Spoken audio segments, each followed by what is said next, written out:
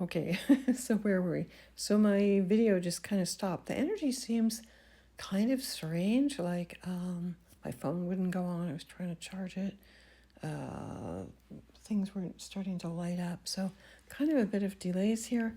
I also wanted to do a video here as well. So just talking about it at this time, at the longest day of light. It's a big celebration. It is the first day of winter down under. And of course, this is one of the main four stations in the year, one of the four cardinal stations when the sun comes to that point in the sky. It is sitting on the Tropic of Cancer. That's what this type of astrology is all about, right? So in the Northern Hemisphere, Tropic of Cancer, which I visited years ago in the middle of the Sahara Desert. Um, so I got married on this day years ago on a Thursday because I insisted on getting married on June the 21st. So I wanted to look at the astrology here now. Just give me a second to set up here so you can see this. I'm going to zoom in on it, of course. All right, so there you go. I guess I'll have to adjust it after. So here we can see the exact time, 4:25 a.m. This is set for Washington, D.C., and I don't use whole house systems. I use Placidus systems because I like to have cusps, because there's a whole lot of information you don't get with whole house systems. So the rising sign here for the summer solstice in Washington, D.C. is Gemini. And you can see Ceres, the great mother, sitting at 9 degrees Gemini, right on the ascendant there. So you want to pay attention to the number 9, because number nine, that Beatles song, because it shows up here. Venus is also at number 9. So Venus is sextiling Venus in Leo, where she's very proud. She's the queen.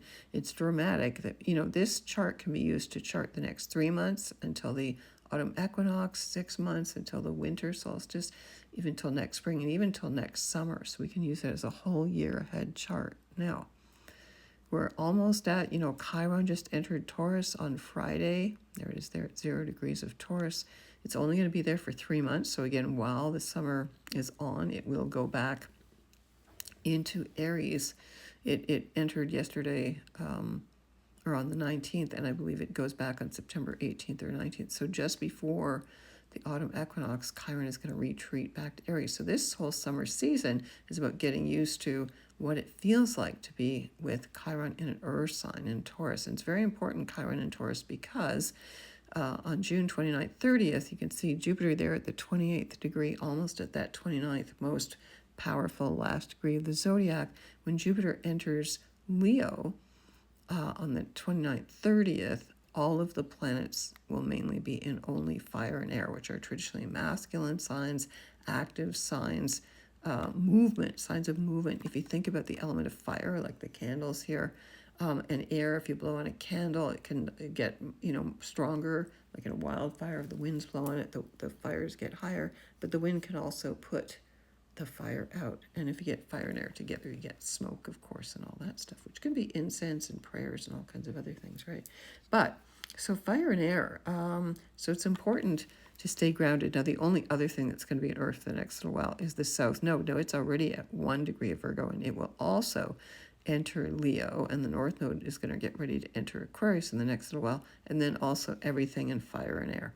So this is a pretty unprecedented time. A lot of other astrologers talk about July the 4th and other dates in July when the planets are all going to be lined up at 4 degrees. You can see Neptune's already at 4. Pluto's at 5, but it's retrograde, so it's going to go back to 4. And then that transition of the nodes, right? So the moon for this equinox is in Virgo. So we're paying attention to the food, to our bodies, to the land, what we're going to harvest, work. What are we serving? It's also about perfectionism and being very mentally clear and aware and precise, right? That's Virgo. Now, so the moon at 0, so Cancer, Virgo, these are feminine energies, actually, just to offset all that masculine energies for this season. Now, Mercury is at 23 Cancer, so our thinking is through the emotional realm right now, conjunct Jupiter, so expansive emotions right now, family issues. Mars is at 24 Taurus, so Mars in Taurus is in Venus's sign. considered not to be strong normally in that sign, and it is in the 12th house. So there's some stuff brewing here in the 12th house behind the scenes in the place of the unconscious. This has to do with the economy. Mars and Taurus can slow down the economy, but it can also do the opposite, can make it speed up, because Mars is where the action is, right?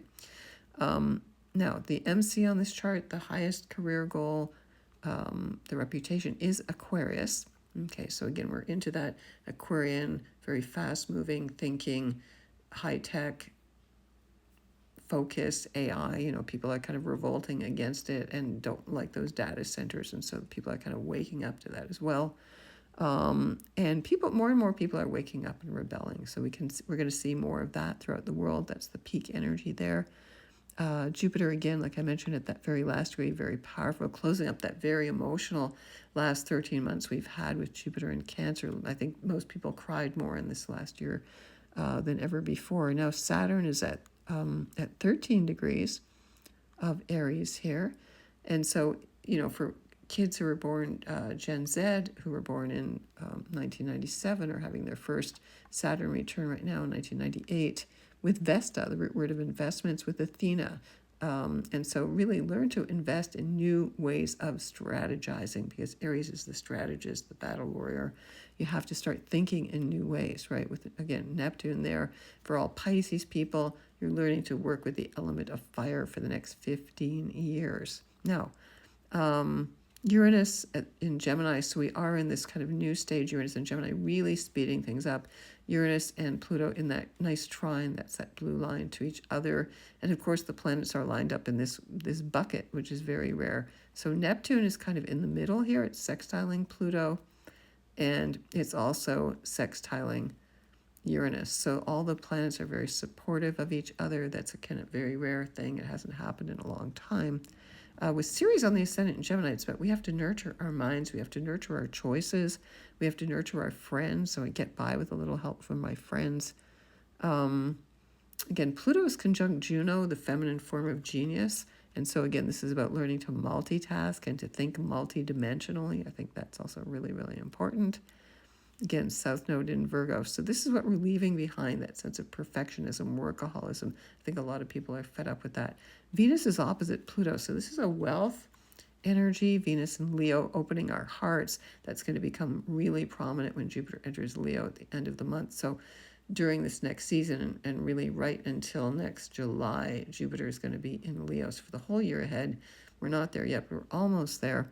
There's Lilith at 20 degrees of Sag there in the 7th house. So in this chart specifically, there's this kind of,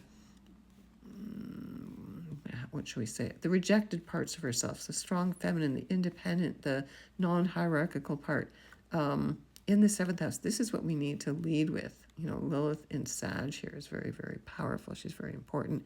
She is squaring the moon, and the moon always represents the people. So the people might be feeling the pinch of money, although now that this thing in Iran may have been resolved, although I'm not totally convinced, because Mercury is going to go retrograde at the end of this month. I think it's going to be back to another drawing board perhaps, but the moon in Virgo is about pinching pennies, thinking about harvesting, thinking about where you're putting your energy, and it can be very anxious. And I know a lot of people have been saying they haven't slept the last few days. People are real sensitive, and I believe that was as Chiron moved into Aries there.